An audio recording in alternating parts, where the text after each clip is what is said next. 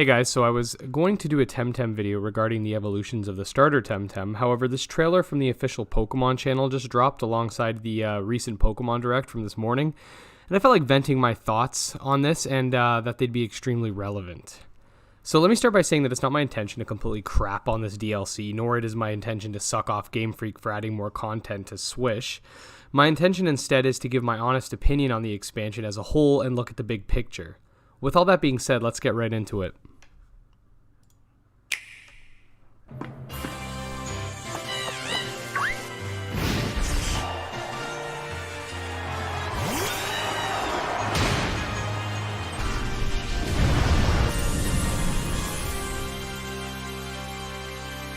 So all this is stuff we've seen before, so I don't have much to say about it, so we'll just continue from here.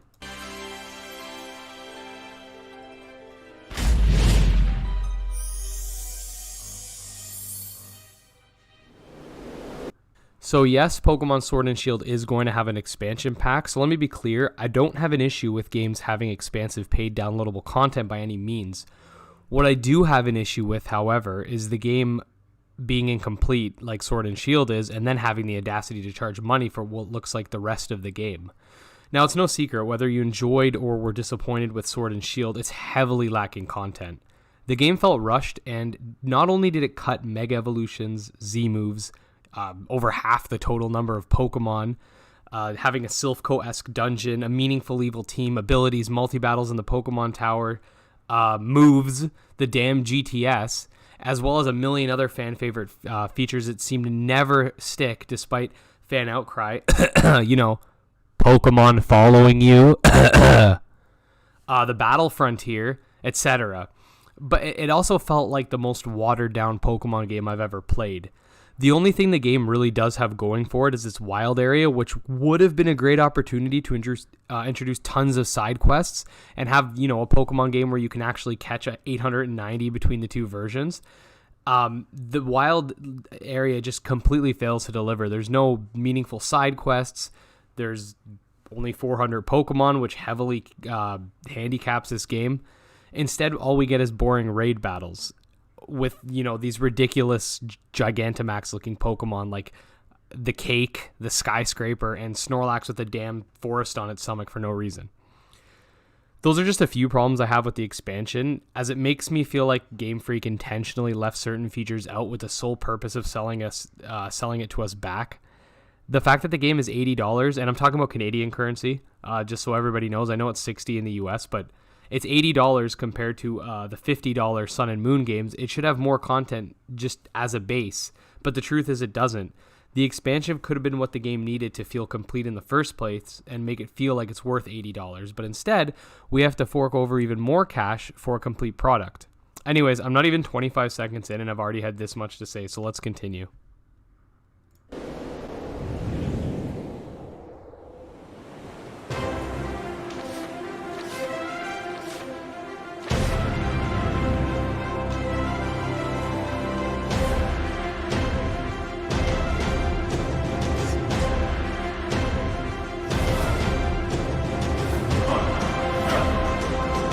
So there's not a whole lot to say about this. The expansion is going to feature some more Galarian variants, which is always good. I do enjoy the idea of regional variants for different Pokemon. Most designs I thought kind of missed the mark this time around, but I did like Galarian Farfetch'd, and more Pokemon like that are welcome. Slowpoke's design looks pretty solid.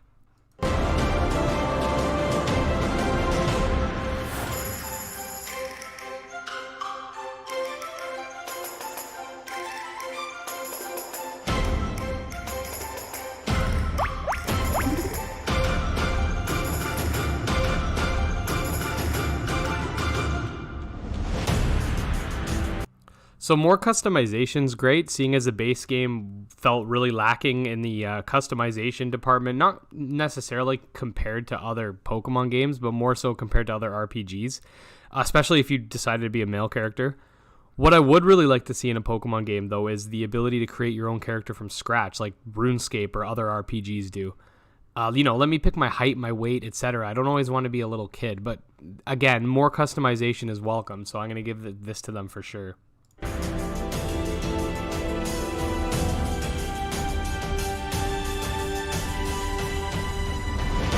Okay, so here we get into more controversial territory because these were Pokemon that were excluded from the base game, due to recreating models from scratch and higher fidelity and blah, blah, blah.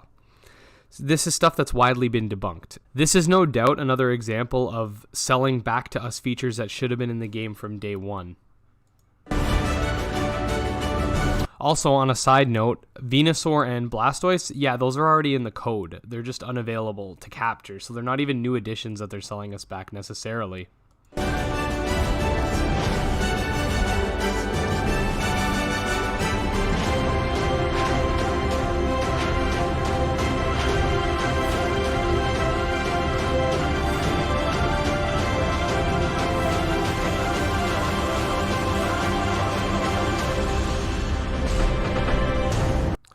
So the Isle of Armor is the first expansion pack, which is basically a beefed up version of the Battle Resort or the Battle Area or whatever it's called in the northeast corner of Sinnoh. There's those 3 areas you can go to. At least that's what it seems.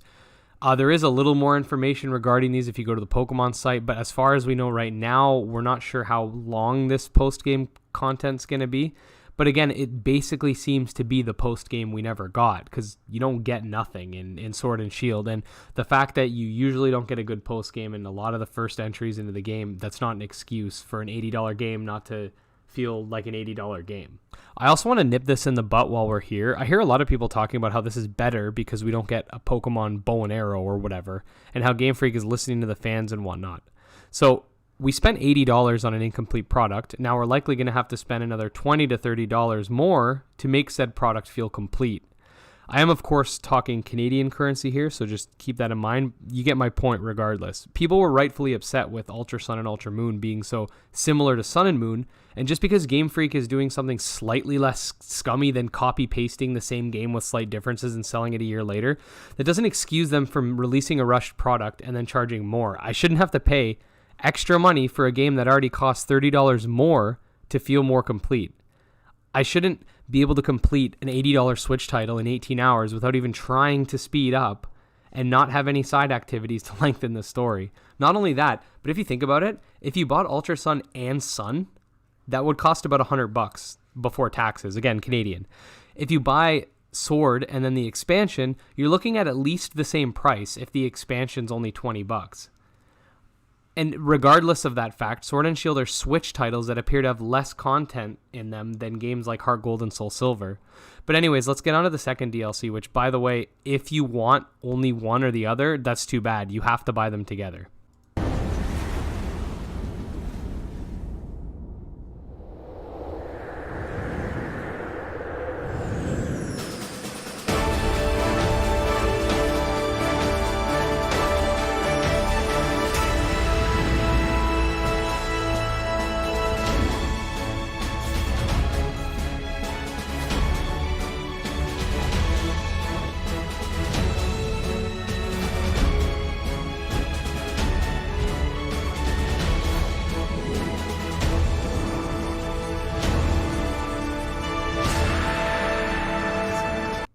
Again, this stuff looks really promising. You get the Reggies and what seems to be 2 new Reggie forms, or maybe some sort of like baby Reggies or something. They seem pretty small. And I want to stress that I actually think this expansion looks sick.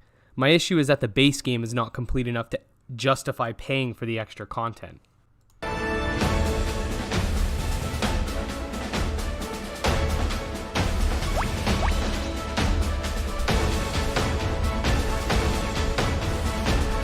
So again, we got more Pokemon that are being sold back to us at a cost, when in other games, they're just already there.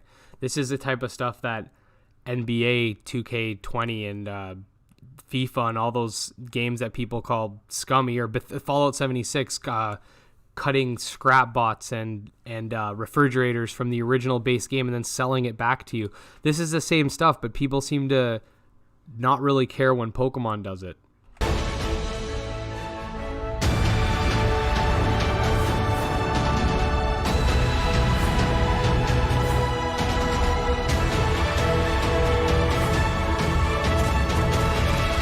So this is great. Galarian legendary birds, which look really sick.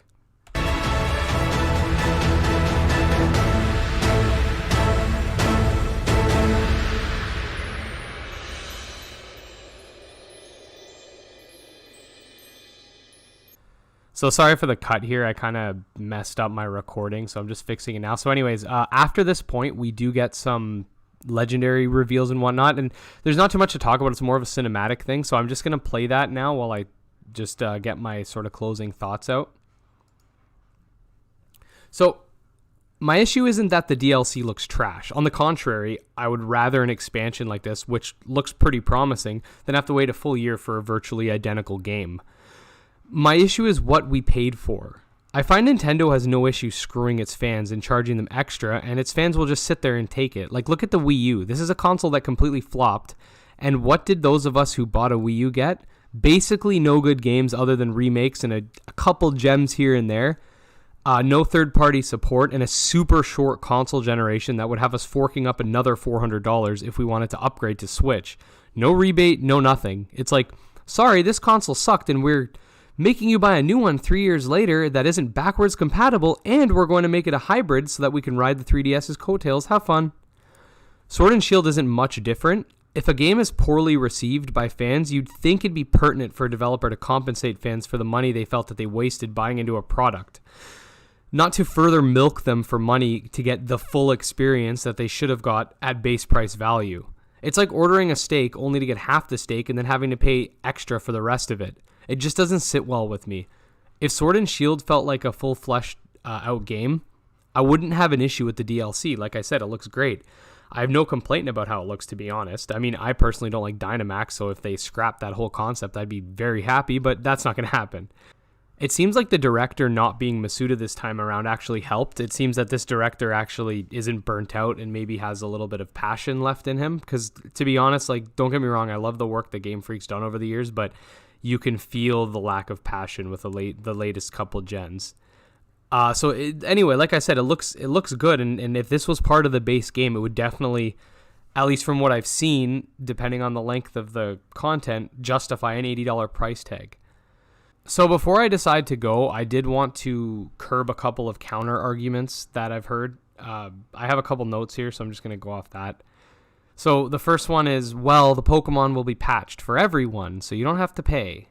So I would argue that they pretty much have to patch them for everyone. If not, they'd have separate servers, or they'd have to have a myriad of restrictions that would probably make the game completely unenjoyable for both purchasers and non-purchasers of DLC. Like, there's already issues connecting with people. Imagine if now you can only connect with people who own the DLC or people who don't own the DLC. They would cause too much trouble. So it's probably easier just to patch them in for everyone. The second one is, see, the National Dex is coming. They're listening. I've heard that quite a bit, and nope, it's only confirmed that 200 Pokemon were making it. So 608 out of 890, still about 67%. It still is unacceptable in my opinion, considering the models are reused and all the issues we've heard over the past 9 months leading up to the game. Number 3 is, and this one just gets me going a lot. You have to give Game Freak a chance. This is the first time they've worked on a home console. So I refuse to give the largest media franchise in the world a quote-unquote chance with my $80, especially when they've deliberately lied and under-exaggerated the dex cuts.